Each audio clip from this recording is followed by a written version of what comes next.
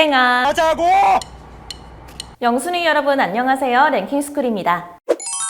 여러분도 유독 일이 잘 풀리지 않는 날이 있으신가요? 아무리 계획한 대로만 풀리지 않는 게 인생이라지만 억울할 정도로 세상이 나만 미워하는 것 같은 날이 있죠. 그런가 하면 또 어떤 날은 모든 것이 잘 맞아떨어져 오늘은 되는 날이다 싶을 때도 있습니다. 생각해보면 세상의 모든 것들이 운에 좌우되는 듯이 보이기도 하는데요. 그런데 알고 보면 우연의 일치가 아닌 것들도 있다는 것. 오늘은 이유가 있었던 우연 탑3에 대해 알아볼게요. 3위. 바꾼 답은 항상 틀려요. 두근두근. 저는 시험을 볼 때면 항상 심장이 쿵쾅쿵쾅 떨리는데 다들 그렇죠? 시험을 볼 때면 항상 겪게 되는 선택의 순간이 찾아옵니다. 문제를 읽자마자 이건 1번이지 하고 정답을 골랐는데 천천히 읽어보니 5번도 정답인 것 같단 말이에요. 한참을 고민하다 제출 직전에 5번으로 정답을 고쳤는데 처음에 골랐던 1번이 정답이었던 거 있죠. 억울함에 친구한테 이 이야기를 했더니 원래 처음에 골랐던 정답이 맞는 거라는 답변이 돌아옵니다. 듣고 보니 바꾼 답은 항상 오답이었던 느낌이 드는데 과연 진짜 그럴까요? 연구에 따르면 75%의 사람들은 처음 골랐던 답을 그대로 고수하는 게 유리하다고 생각하죠. 그런데 미국 일리노이 대학의 저스틴 크루거 교수와 스탠포드 대학의 데일 밀러 교수의 연구 결과는 충격적인 결과를 보여줬습니다. 일리노이 대학의 1,561명을 대상으로 실험한 결과 처음에 고른 답을 바꿔서 문제를 틀린 경우는 25%에 불과했는데요. 반대로 답을 바꿔서 문제를 맞춘 경우는 51%에 달했고 나머지 학생들은 처음에 고른 답도 오답, 바꾼 답도 오답인 경우였죠. 전체적인 점수를 분석한 결과 답을 바꿔서 점수가 오른 학생은 무려 54%, 답을 바꿔서 점수가 떨어진 학생은 19%에 불과했습니다. 그런데 우리는 어째서 답을 바꿔서 문제를 틀렸던 적이 더 많다고 생각하며 답을 바꾸지 않는 편이 유리하다고 생각했던 걸까요? 크루거 교수는 실험에 참가한 학생들에게 답을 바꿔서 틀렸던 경험, 답을 바꿔서 맞췄던 경험 중 어느 쪽이 더 기억에 남았는지 물었죠. 그러자 대부분의 학생들은 답을 바꿔서 틀렸던 경험이 기억에 강하게 남았으며 자신의 선택이 어리석었음에 대해 크게 후회했다고 답했습니다. 반대로 답을 바꿔서 맞췄던 경험은 자신의 평소 실력이라 당연하다고 생각하기 때문에 기억에 남지 않았다고 하네요. 과학적으로도 답을 바꾸는 것이 더 유리하다고 하죠. 이 주제를 다룬 몬티홀 문제는 1975년에 제시되었던 수학 문제로 1990년 기네스북에 가장 높은 IQ를 가진 사람으로 등재된 메릴린 보스 사반트가 잡지에 이 문제를 다루며 유명해졌습니다. 무려 10,000통의 항의 편지를 받았었는데 그중 1,000통은 대학에서 박사학위를 취득한 사람들이었다고 하는데요. 그만큼 엄청나게 어려운 문제니 이해하지 못하겠다고 실망할 필요는 없겠죠. 그냥 가볍게 이런 게 있다 라고 생각해 주시면 됩니다. 만약 영순이 여러분이 퀴즈쇼에 나갔다고 생각해 볼게요. 3개의 문 중 하나의 문 뒤에는 금괴가 있고 나머지 2개의 문 뒤에는 아무것도 없죠. 1번 문 뒤에 금괴가 있고 2번, 3번은 꽝이라고 가정하겠습니다. 1번을 골랐는데 사회자가 2번이나 3번 문을 열어서 꽝인 것을 확인시켜주며 바꿀 기회를 줬다고 생각해 볼게요. 이 경우에는 답을 바꾸면 답이 틀리게 되겠죠? 이번에는 2번을 골랐는데 사회자가 3번 문을 열어 꽝인 것을 보여주고 바꿀 기회를 줬습니다. 이 경우에는 답을 바꾸면 정답이네요. 마지막으로는 3번을 골랐는데 사회자가 2번 문을 열어 꽝인 것을 보여주고 바꿀 기회를 주는 경우가 남았죠. 이 경우에도 바꾸면 정답.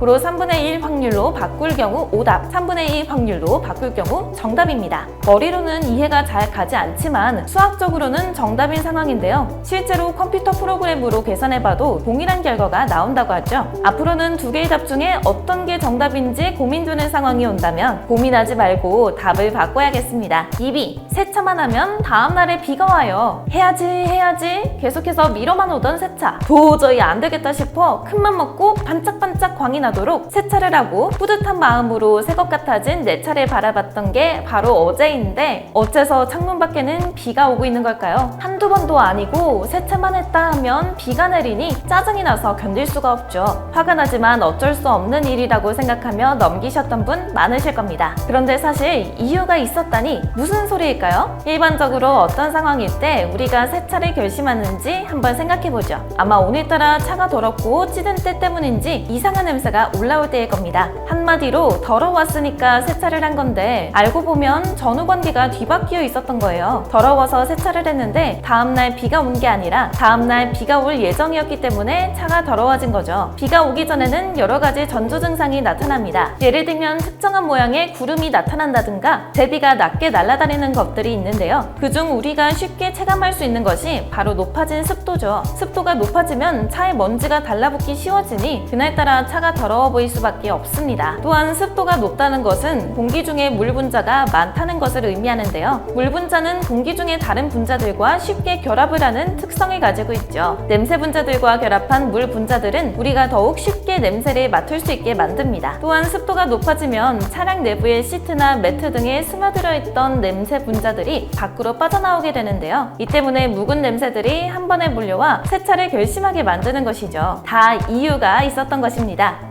그렇다면 냄새가 나고 더러워 보이더라도 세차를 참아야 하는 건가요? 어차피 다음날에 비가 오면 말짱 도루묵인데 천만의 말씀! 오히려 비 오기 전날 세차를 하는 게 더 좋죠. 차량 외부에 묻어있는 각종 오염물질은 비를 맞게 되면 더욱 해로운 물질로 변하게 됩니다. 실제로 비가 온 뒤에 차에 묻어있는 물자국이나 얼룩을 지우려면 좀처럼 지워지지가 않는데요. 전날에 미리 세차를 하게 되면 이런 일을 방지할 수 있을 뿐만 아니라 세차 후에 광택이나 코팅을 하게 되면 비로 인해서 차량 도장면에 손상이 가는 것도 방지할 수 있다고 하죠. 세차만 하면 다음날에 비가 온다고 짜증내셨던 분들은 사실 가장 완벽한 타이밍에 세차를 하고 계셨던 겁니다. 내일은 전국에 비가 올 예정입니다 라고 일기예보에서 말하면 이제부터 좋아! 세차의 타이밍이네 라고 생각해보는 게 어떨까요? 1위 시계만 보면 4시 44분이에요. 죽을사와 발음이 똑같아 괜시리 기분이 나빠지는 숫자 4. 이런 이유 때문에 엘리베이터에서는 4 대신 알파벳 F를 사용하기도 하고 63빌딩에는 44층이 없죠. 어느 날 시계를 봤는데 마침 딱 4시 44분이었던 적 다들 한 번쯤 경험해보신 적 있지 않나요? 물론 과학적 근거는 전혀 없는 미신이라고는 하지만 마음 한구석이 찝찝해집니다. 심지어 시계를 볼 때마다 4시 44분이 보인다면 이건 뭔가 불길한 징조가 아닌가 하는 생각까지 들게 되죠. 하지만 걱정 전혀 할 것 없는 별것 아닌 현상이라고 하는데요. 인간의 뇌는 모든 것을 기억할 수 있도록 만들어지지 않았습니다. 그건 너무 비효율적이고 세상에는 중요한 일들이 너무나도 많으니까요. 때문에 우리는 의식에 강하게 각인된 것들만 기억하게 되고 그 이외에 무가치하다고 판단되는 것에 대해서는 그것을 보거나 들었다는 사실조차 잊어버리고 말죠. 이것을 선택적 기억이라고 합니다. 시계를 봤을 때 3시 26분이었다든가 9시 46분이었다면 대수롭지 않게 생각할 텐데요. 이러한 경험들은 기억에 남지 않고 4시 44분과 같은 특정한 숫자가 보였을 때만 기억을 하게 되는 것이죠. 그리고 우리는 괜히 이러한 경험에 의미를 부여하려 합니다. 예를 들면 시계를 볼 때마다 4시 44분이 보인다면 누군가가 나를 생각하고 있다는 의미다 라는 긍정적인 미신도 존재하는데요. 이렇게 특정한 현상에 의미를 더할 때마다 의식에 강하게 강인될 수밖에 없고 결국 나 요즘 시계를 볼 때마다 4시 44분이 보여 이상해 라고 말하게 되는 것이죠. 다른 재미있는 이론도 있습니다. 스위스의 심리학자 칼 융은 의미가 있는 우연의 일치가 발생하는 현상을 싱크로니시티라는 용어로 설명했는데요. 인간의 마음과 현실 세계 사이에 싱크로니시티가 발생하며 확률과 통계의 예외를 만들게 되고 비인과적인 현상이 발생한다는 것이 바로 그것이죠. 예를 들어 까치가 그려진 그림을 보고 있었는데 밖에서 까치 울음소리가 들렸다고 가정해봅시다. 까치가 그려진 그림을 본 것과 까치 울음소리가 들린 것은 서로 인과관계가 없는 별개의 현상처럼 보이지만 까치가 그려진 그림을 본 인간의 마음이 현실 세계에 영향을 주어 까치 울음소리가 들린 것이라는 것인데요.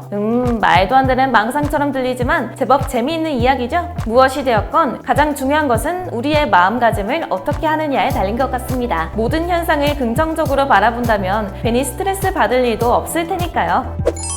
세상의 모든 일에는 이유가 있다는 말 들어보신 적 있으신가요? 우연처럼 보이는 일도 알고 보면 이유가 다 있죠. 그러니 왜 나만 운이 없는 거지? 같은 생각은 오늘부터 그만하셔도 되겠습니다. 만약 진짜로 오늘 하루 운이 엉망진창이었다고 해도 다른 날에는 정말 운 좋은 하루가 될 수도 있잖아요. 그러니 언제나 긍정적인 생각을 가지고 즐겁게 살아야겠죠? 지금까지 랭킹스쿨이었습니다. 감사합니다.